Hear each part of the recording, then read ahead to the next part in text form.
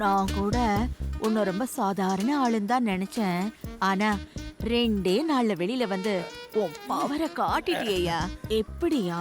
அதுவா, ஆ, காலையில கான்ஸ்டபிளோட டிபன் காணாம போச்சு, ம். மதியம் ரைட்டரோட கேரியர் காணாம போச்சு, ஐயோ, பெரிய பிரச்சனையா இருக்குமே. நைட்டு என் மாமன் கூட ரவுண்ட்ஸ் போவானே அந்த வாழை மீன் வாயன், யார்யா?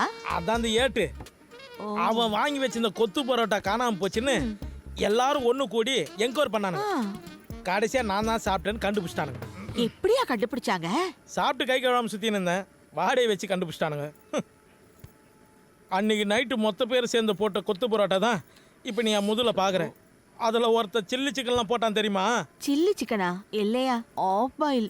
அது ஏட்டு வாந்தி எடுத்ததாச்சு. ஆமா, அப்புறம் எப்படியா உன்னை வெளியே விட்டாங்க? ஏட்டு தந்தானுங்க, வெளியே வந்துட்டேன். தா முன்னாடி வா. ம்.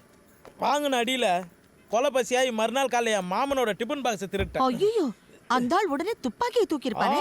தூக்குனாருன்னா சுட்டு தான் வைப்பாரு. மற்ற பிரச்சனை அதான் பண்ணியிருப்பான்.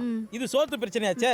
கடுப்பாயி ஜட்ஜிக்கிட்ட போய் கம்ப்ளைண்ட் பண்ணிட்டான். ஜட்ஜ் என்ன சொன்னாரு? என்ன சொல்லுவாரு, அன்னத்தை திருநதுலாம் ஒரு தேச துரோகமான்னு அடிச்சு விரட்டி விட்டாரு.